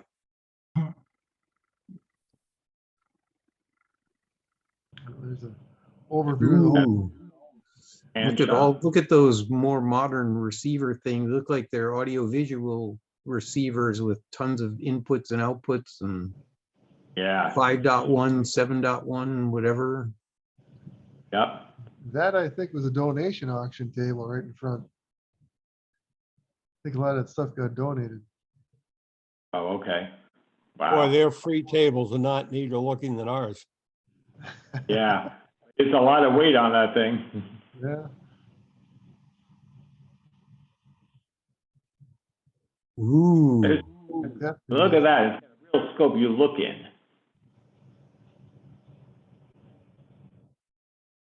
That's when you go for your driver's license. Look in there. Yeah. Is the apple on the table or on the ground? The dual beam. It's got a Dual beam. Is that one of them X-ray machines to look at your toes back from the 30s? Yeah, yeah. Wow. No, it's got a crank on the side, and when you look at it and turn the crank, you see a picture that Yeah. moves. Ah, one of those that it stops at the right moment. Right. That's an exotic scope for the dual beam. You got the little thumb. And it's got the an out, little- it's got a output amplifier and power supply that when it starts up, it sounds like an aircraft. And you don't see them too often, and they're really take up a lot of space. They'll heat up any repair shop. And Mr. Carlson has one if you want to see his in operation. Looks like it's got sort of like 4 little knurled knobs where you can take that viewfinder off and probably mount a camera adapter or something so you can take Yeah. pictures of, take screenshots. Yep, camera mount. Interesting. Is impressive. Couple of phonographs next to it.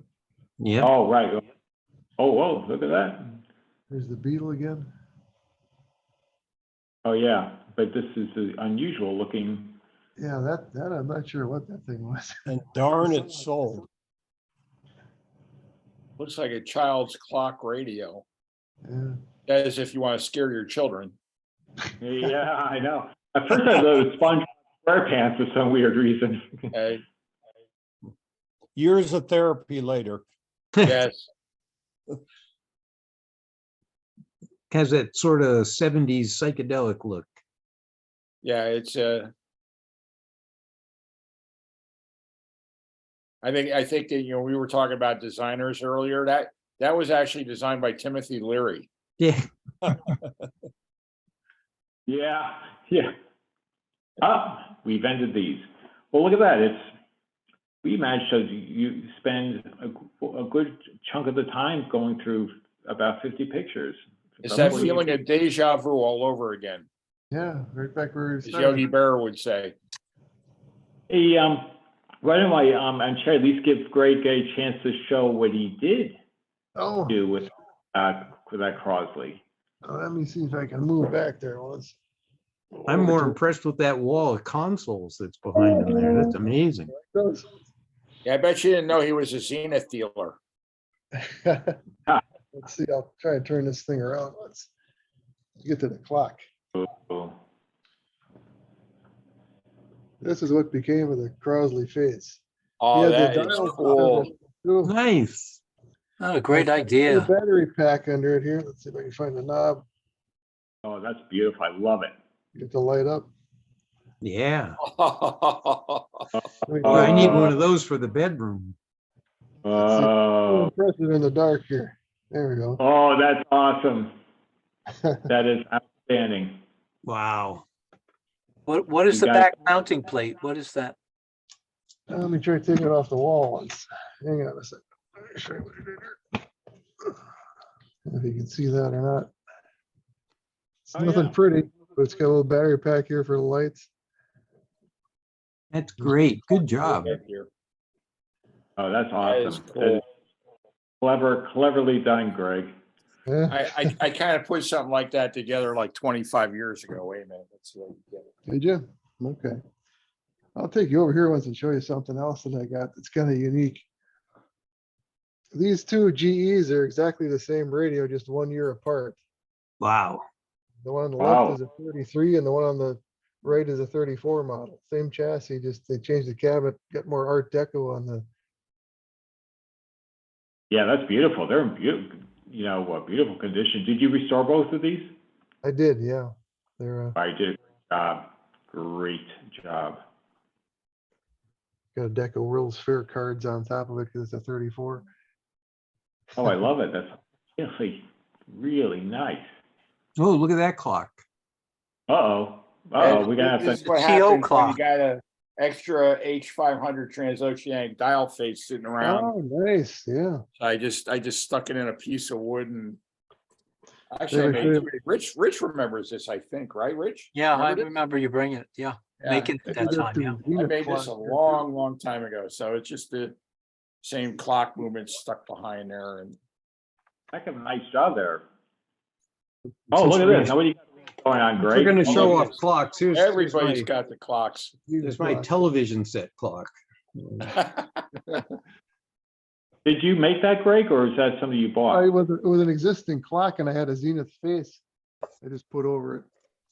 Oh, I see. Wow, well done. Well done. I held it up and it fit perfect, so I thought, well, what the heck? There was a guy selling them things on eBay, and I was thinking, there's somebody had an extra dial face, you could probably make a really nice one. And that's Yeah. a great example right there. Mm-hmm. Well, this might as well just give you a full overview while you're Think of how many of those might have gotten tossed or trashed or whatever, and you could do something really cool with them. Yeah. The wall Oh, I was know. Zenith. Yeah. Or some time ago, but we may have to. I may have to actually strong arm you into another tour. Yeah. This I picked up at one of our meets last year. This is an original 1930 Zenith sign here. That's nice. That's beautiful. It had a big crease down the middle and I had to carefully put it on a separate piece of cardboard or it would have just disintegrated. But, Yeah. a couple Oh, of that's Zenith great. signs here. This one here lights up. Yeah, High because everyone like. fidelity. Living presence. Yeah. That is cool. That is awesome. Really awesome. Yeah, Wow. Zenith. Oh, look at that. Standing at attention. Do you have any Zenith consoles? Yeah. Just a few, just a few. Actually, Rich, I think this is similar to the one that you have behind you there. Same cabinet. Mine's a teardrop shape. Okay. Yeah, this is a 37. I think yours is a 38. Yes. These two are both, Is that an early LP adapter yeah, turntable on that's top? actually the first LP record player of 1948, the Yep, Philco model M15. yep. Oh, Got the very manual. nice. I got one of those from my grandmother who worked at Columbia Records at the time when they were introducing LPs. June 1948. Yeah.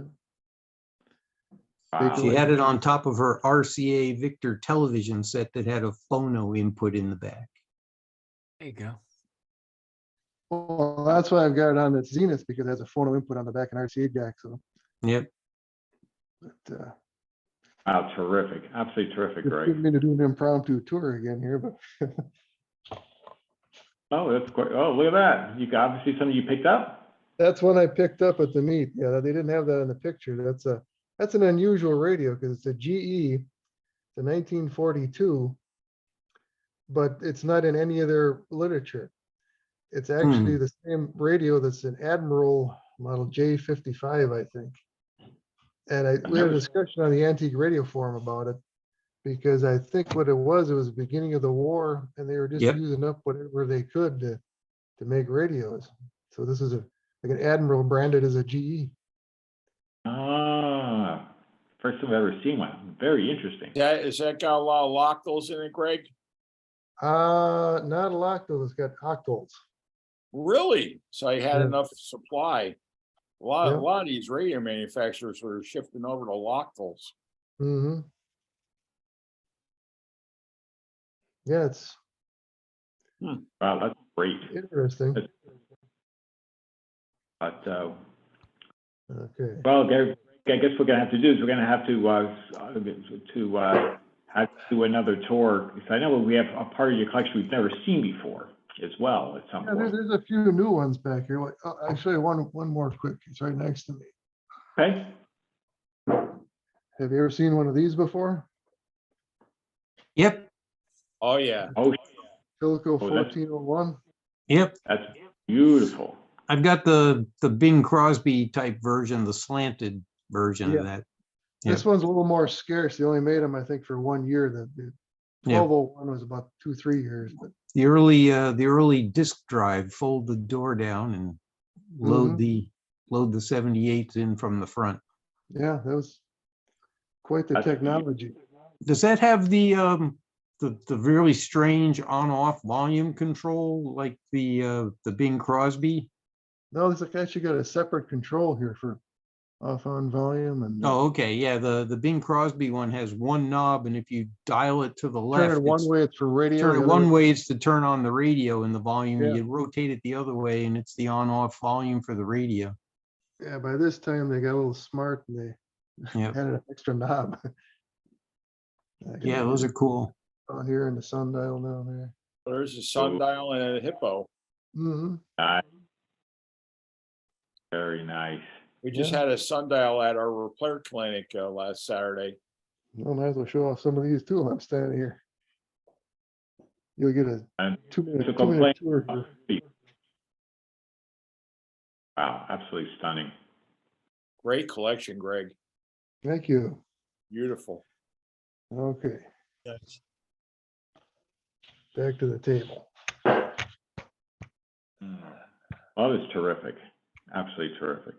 Greg, you've got a lot of empty space in the middle there. You could put a lot of shelving in and A little I island there. know. Sure. Island of I radio. want to know how often his cleaning lady comes in.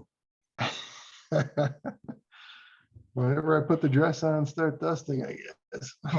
I'm trying not to get a visual. Yeah. But, You could drive Bruce Phillips crazy and just start stacking them on top of those consoles. He loves it when people do that. but well, this is great, guys. It was a great meeting and some great discussions. And Thanks sorry for about putting it together. Oh, my pleasure. Sorry for the little hiccup, some weird, yeah, we always have to deal with software weirdnesses, and we ran into yet another one with the Firefox or browser or something, but fortunately it got corrected. But at any rate, hey, thanks everybody. It was a great meeting. Hey, John. Hey, John. Yeah. Do you have Yeah. time for a quick question for the crew here? I posted something on Groups.io today, and I haven't really gotten an answer. And I have not dealt a lot with working with Bakelite. And the other day, let me see if I can get this on the camera. I started working on a Farnsworth GT 051 AA5. It's about 1948. And it turns out that this started life as a white cabinet. And somebody in the past mostly stripped off the white, and the Bakelite that's left is in actually pretty good shape. And I don't want to screw it up. I do want to get rid of the rest of the white that is still on there. And I'm not sure the best way to do that. Does anybody have any experience in taking factory applied white coverings off of dark Bakelite, and can tell me how best to do that without wrecking the base cabinet? Well, if you find something that's not super sharp, like maybe take a piece of wood and grind it to a point, that you can scrape on and try scraping the rest of the paint off, so you don't do any damage. You wouldn't want to take like a razor blade to it or something. You could gouge it. Yeah. What I was going to suggest for polishing it, get yourself some of this Novus. Actually, I have that. I have that for That's the best stuff here. This fine and heavy. Okay, so that works on Bakelite. That's good to know. And the other thing, maybe you've already answered that question, but the very bottom, I don't know if that's going to focus. There's very small printing where it says that it's a Farnsworth, and there's white still within the characters, and it's going to be, whoever did it before was not able to get it out at that time. And same thing, I'm going to have to try to dig it out, I guess maybe with a really very fine toothpick or a very fine piece of plastic. But I'll throw this out. It's risky, but I know this is the technique my brother used on plastics, like models, that he said to get paint off, he used to use Easy Off. It would get the paint off and not destroy the plastic, but we are talking about styrene plastic, so I don't know if that would be appropriate, but I'm throwing it out there because he told me about this years ago. Easy Off scares the hell out of me. I mean, that would. Oh, I know, but he did swear by, because he would have, like he would paint, like he was a modeler, as a hobby, and if he had a bad paint job and he wanted to redo it, he said, trust me, he goes, use Easy Off, it'll take the stuff off, preserve the plastic, and you can start all over again. I never tried it myself. Trust me, he was the master of all these interesting techniques, but I don't know whether Bakelite can tolerate it. But I thought I'd just share it because it was a piece of interesting information that always stuck in the back of my head, but I've never actually tried. The best Well, way. certainly Bakelite is a lot harder surface than any styrenes. Have you tried any like a citrus stripper, a little bit of citrus stripper? I've used citrus. Citrus strip twice now on two wooden radios, and I was not happy with the results I got. It seemed to almost stain the wood. And I've read discussions on ARF where people swear that the formulation over the past few years of citrus strip is different than what they used, what they had about 2000, 2010. And I'm very suspicious of it. And I'm doing this thing for a friend. If I was doing it on my own, I'd be a little bit more willing to experiment and take risks, but I don't want to screw this up, any worse than it already is for the person I'm doing it for. So I don't know. Maybe I could go in on the inside of the cabinet and try some spots on there where there's some white and do some experiments without risking it, but. Yeah, that would be the best place to do it inside there. I was See what- just gonna say that, because if you're unsure, then you take a inconspicuous area and try it on that first before you go full bore. I believe those, the paints of that era for, the appliance white, it was usually the kitchen whites. It was Yeah. enamel too, it was a rather thick enamel. Okay, You sandblast that, like maybe check out a gun shop, what they might use to clean up gun stocks or other parts. Some Okay. sandblast, maybe. yeah. Okay. Yeah, I Okay, think sometimes they use walnut shells, don't they, for sandblasting?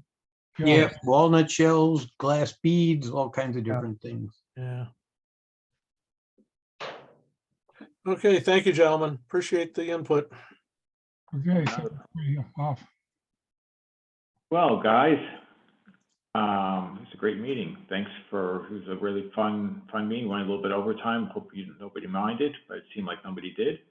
And looking forward to seeing you guys again. I have to figure out the next meeting. I'll give you, maybe I can do this over email, but I think I have a visit. We have some company coming in. It might collide with our next Zoom meeting. So I could either do a Zoom Oh, they can meeting. attend. Yeah, that's right. They won't Sorry? They could attend, they might learn something. Yeah, there we go. Have them attend, whether I like it or not. I wonder whether if I shifted it by an extra week, I'll see what I can do. But we might have a case where we might have like either meetings 2 weeks in a row or whatever. But I'll stay tuned. I'll figure something out here. But if I give you a little heads up, the next one would normally be the 22nd, but it may not happen. But I'll know in another week or so. But in the interim, you guys have stay well, and looking forward to talking to you at the next meeting, whenever that is. And certainly, and take care. Take care, All right, John. thank you. Thanks, everybody.